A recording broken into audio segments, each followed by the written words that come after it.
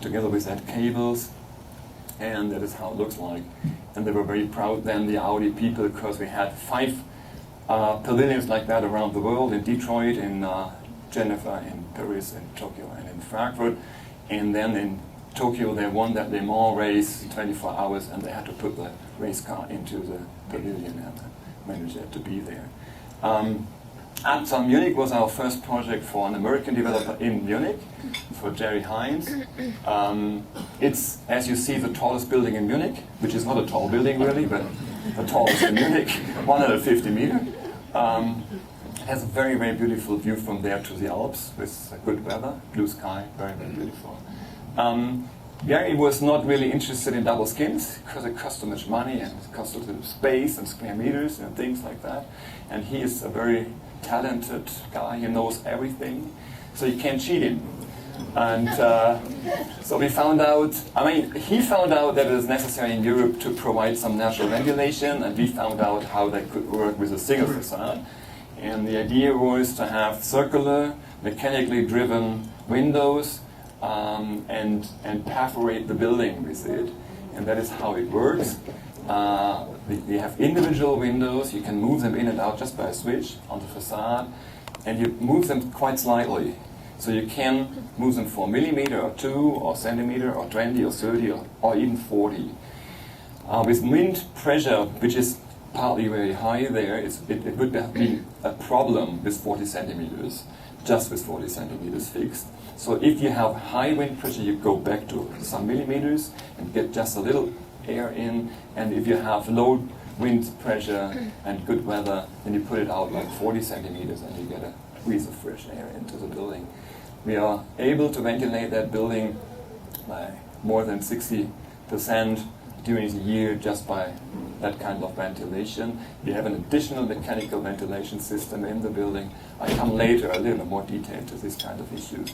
This is a building, how it looks like. It is surrounded by a kind of garden and smaller buildings, so that is a kind of campus with that high rise in the middle. Directly the other side of the street from the Olympic Stadium, which is one of my favorable architectures from the 70s. That's now quite a jump in history. In 2007, we opened the headquarters of Lufthansa in Frankfurt, and we have to know about the situation. Lufthansa has their official headquarters in Cologne, but the real headquarters in Frankfurt, so all the board members and so on are sitting in Frankfurt. Roughly about 2,000 people. They plan to have more than 5,000 there. So what you see here is just 30% of the completed building. The situation on the airport is, like, this is surrounded by heavy noise. You have the airport on one side here, it starts, the runway. Then you have motorways. The A3 is the most frequented motorway in Europe. You have the local motorways around here. You have a high-speed train track directly along the building. So it's really surrounded by noise. How could you make a natural ventilated building without air conditioning there? And the result and the solution was to put that all into a glass surface, have a vertical glass facade, have an alteration of concrete and glass steel shells on top of the building as a roof and a canopy, and protect mainly the building against the noise. And then get somehow the air in and make it work. And you will see how that works. That is the design for the whole thing, that paraglider kind of design. And the first third up to that here is what we built already. And the next steps will be built the next years. This is what it is. It is 10 fingers or wings, office wings, and 10 gardens. Everybody's in his office able to open the window to one of the gardens, and everybody's office is oriented to a garden. So they are not directly oriented to the outside, to the landscape. They are indirectly oriented to it, but directly oriented to the garden. And this is the entrance. I mean, we start a small tour through the building. This is the entrance, which is the only outside garden. And this is the entrance itself. It has a kind of passage in the middle, and that spine is essential because the building gets much bigger, at the end 5,000 people are working there, you have to think about a bigger kind of spine that you would have in a normal building like that. So that has all these open atrias and the vertical infrastructure like stairways, like elevators and things, all included in that. And then as well we have small meeting areas directly related to that spine.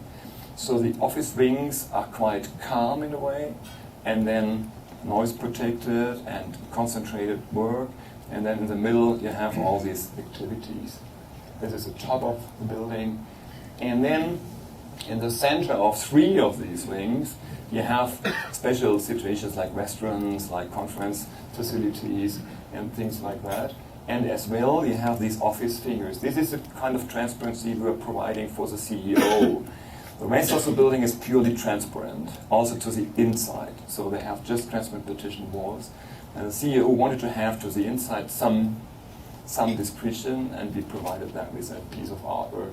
And this is how the working environment is like. It is an open office landscape, which is in Germany not really common. Normally they have 1 to 2 people in one office, that's it. Single offices are extremely popular. In all of our buildings we avoided that. But it's a difficult thing to convince the clients, the people and the staff about getting back to what they think are the 70s open office landscapes.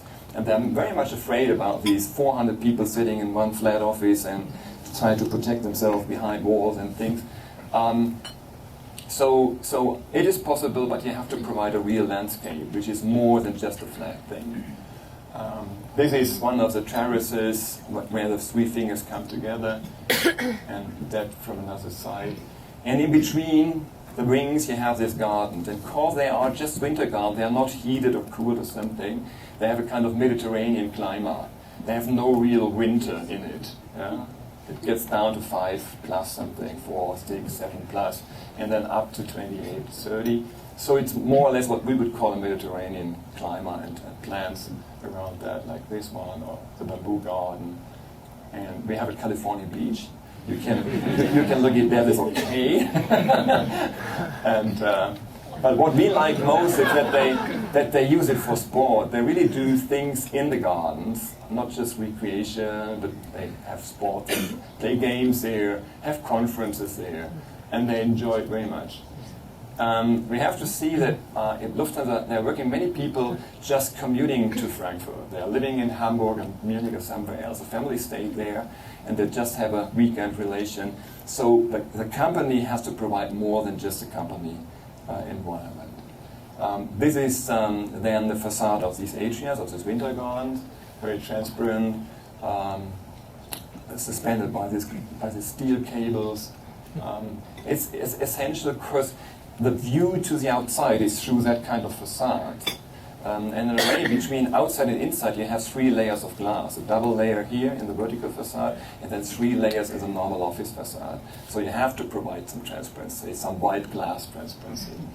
And this is where it all comes together.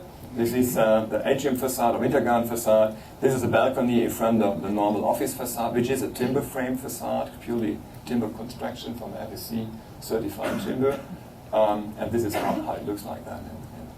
This is at the very end of the buildings, we're providing a conventional double skin facade because the ends are not oriented to a garden. So this is the only exemption from that rule that everybody is oriented to a garden. It has been pre-assessed in LEED Gold. Lufthansa didn't want to go further with that assessment because there was another assessment provided by the European Union. You get a partnership, a sustainability partnership to the EU. You get that if you are 25 to 30% under the local regulation, which is in Germany quite tough, because what they have and what they had already in 2006, 2007 when that building gets rated, they have a very, very strict energy saving procedure. And if you want to get 25 to 30% under that, this is quite tough. So we are here below 100 kilowatt per square meter per year. You will see much tougher buildings later, but in that age it seemed to us to be a quite difficult to reach aim, to be under 100.